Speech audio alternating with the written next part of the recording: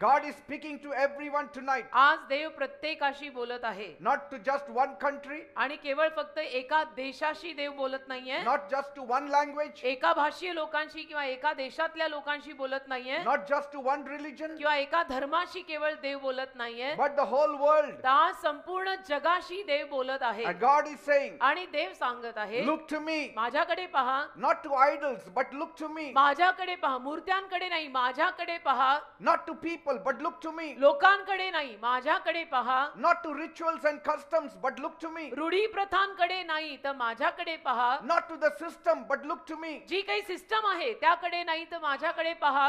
And be saved, says आणि the Lord. तारण प्राप्त करून घ्या असं देव सांगत आहे. Turn to God. देवाकडे वळा. Turn to God. देवाकडे वळा. Turn to the living God. जिवंत देवाकडे वळा. God says, I am the living God. देव म्हणाला, मी जिवंत देव आहे And there is no other. आणि कोणी नाही.